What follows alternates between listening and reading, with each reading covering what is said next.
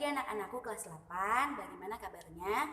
Semoga kita semua senantiasa dalam keadaan sehat walafiat. Amin ya rabbal alamin. Pada pertemuan kali ini, Ibu akan menjelaskan lebih detail mengenai unsur-unsur teknik vokal. Assalamualaikum warahmatullahi wabarakatuh. Pada pertemuan 6 kali ini, Ibu akan menjelaskan tentang unsur-unsur teknik vokal. Jika pada pertemuan sebelumnya kita telah mempelajari tentang pengertian vokal, teknik vokal, unsur-unsur vokal, dan pemanasan sebelum kita bernyanyi, pada pertemuan kali ini Ibu akan menjelaskan lebih detail mengenai unsur-unsur teknik vokal. Go! Unsur-unsur teknik vokal yang pertama adalah artikulasi. Artikulasi adalah cara pengucapan kata demi kata atau huruf demi huruf dengan jelas dan benar.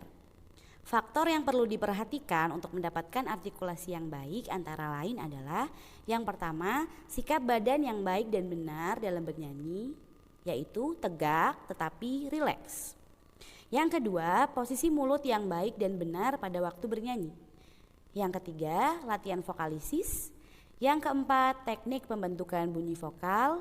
Yang kelima, teknik pembentukan bunyi konsonan.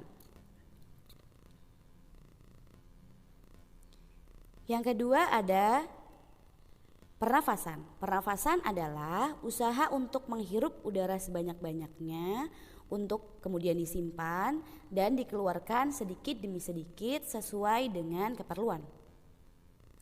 Udara yang digunakan saat bernyanyi lebih banyak daripada saat kita bernafas sehari-hari. Oleh karena itu, kita perlu mengisi paru-paru sebanyak mungkin pada saat kita bernyanyi.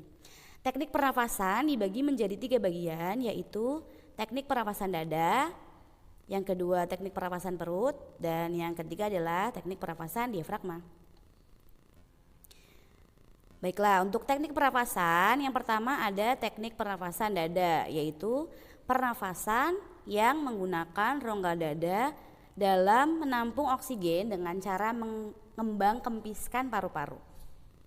Kelemahannya adalah hanya mampu menampung sedikit oksigen dan mudah lelah karena sulit dalam pengambilan nafas. Kemudian untuk kelebihannya bagus digunakan untuk menghasilkan nada rendah. Yang kedua ada pernapasan perut. Pernapasan perut di sini memanfaatkan rongga perut untuk menampung udara. Kelemahannya adalah suara yang dikeluarkan tidak terkontrol bunyinya atau kurang stabil. Kemudian kelebihannya dapat menghasilkan suara yang nyaring atau keras. Yang ketiga ada pernafasan diafragma. Teknik pernafasan ini adalah teknik pernafasan yang paling baik digunakan dalam bernyanyi dan paling disarankan.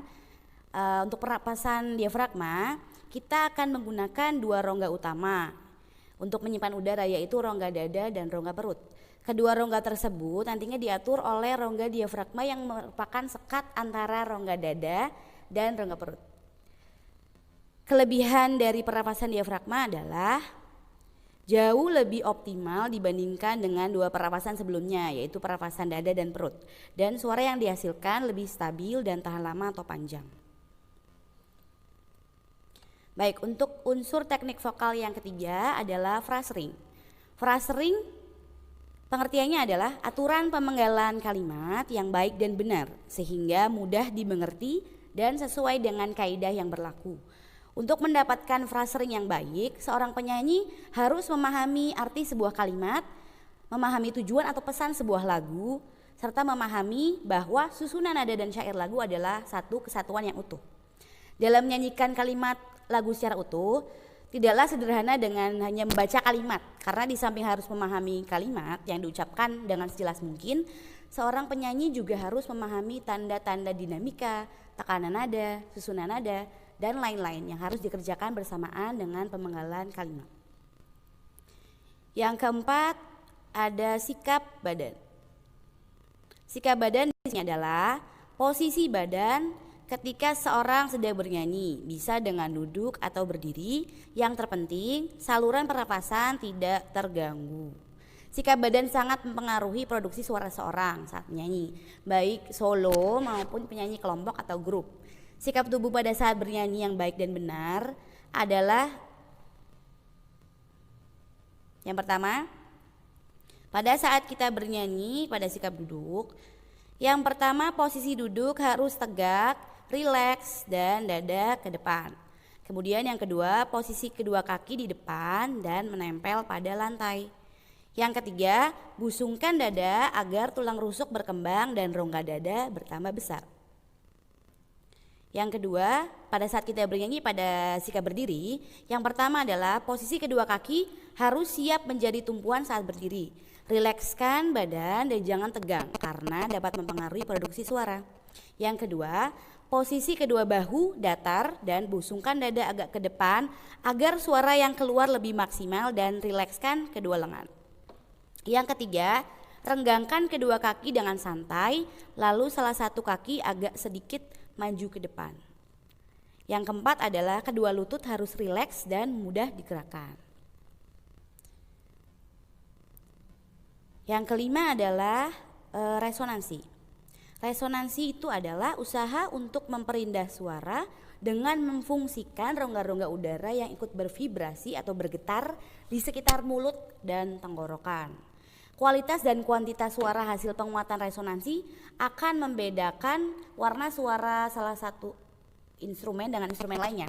Contohnya, violin atau biola menghasilkan suara tipis dan tinggi, berbeda dengan kontrabas yang menghasilkan suara tebal dan besar.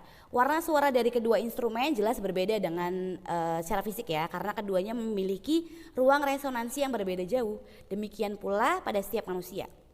Setiap manusia pasti memiliki perbedaan baik bentuk, ukuran maupun kualitasnya. Namun pada saat bernyanyi semua memiliki fungsi yang sama, yaitu rongga resonan yang menguat dan memperbesar getaran suara dari sumbernya atau pita suara.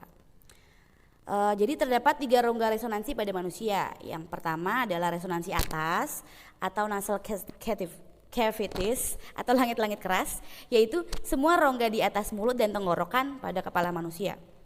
Yang kedua ada resonan tengah, yakni mulut dan bagian belakang mulut atau faring. Yang ketiga adalah resonan bawah atau dada. Unsur yang keenam adalah vibrato.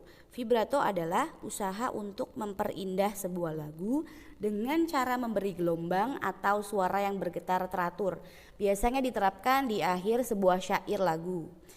Jadi tidak semua syair lagu menggunakan vibrato. Ada kalanya syair lagu tersebut polos atau dikurangi.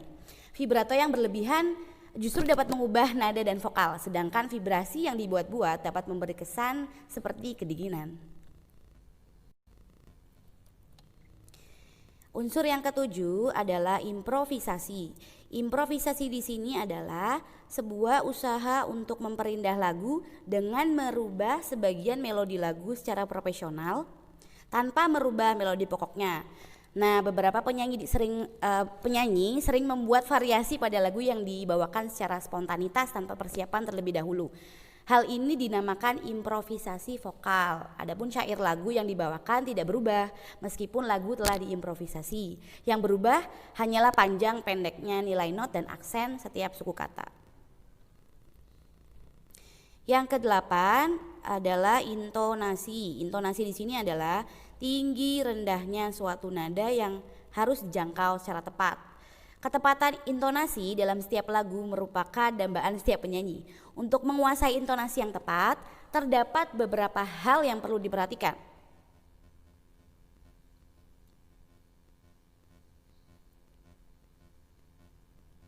Yang pertama adalah percaya diri, rileks, tidak tegang dan tidak takut mencapai nada-nada tinggi. Yang kedua, konsentrasi dan hilangkan keraguan dalam mengambil nada sehingga tinggi nada tidak turun. Yang ketiga, latihan pernafasan dengan diafragma agar nafas lebih panjang pastinya. Yang keempat, selaraskan pita suara terutama pada setiap ulangan nada dan nada yang ditahan. Yang kelima, peka terhadap suara lain terutama iringan. Yang keenam, latihan interval untuk membidik lompatan-lompatan nada dengan tepat. Kemudian yang ketujuh, latihan nada-nada peralihan register suara untuk menyanyikan lagu yang berpindah kunci. Kemudian yang kedelapan adalah latihan nada-nada pada batas wilayah suara, baik itu suara tinggi maupun rendah. Yang kesembilan adalah pengucapan huruf-huruf hidup dengan jelas agar tinggi nada tidak berubah. Yang kesepuluh, tidak terpengaruh tangga nada lain, seperti terbawa kebiasaan menyanyi tangga nada-nada lagu daerah asal. Baiklah, untuk pertemuan kali ini tugasnya adalah catat materi yang telah Ibu berikan tadi, kemudian foto catatanmu dan kirimkan ke Google Classroom. Ibu tunggu. Tetap semangat, sehat selalu, dan tetap di rumah. Wassalamualaikum warahmatullahi wabarakatuh.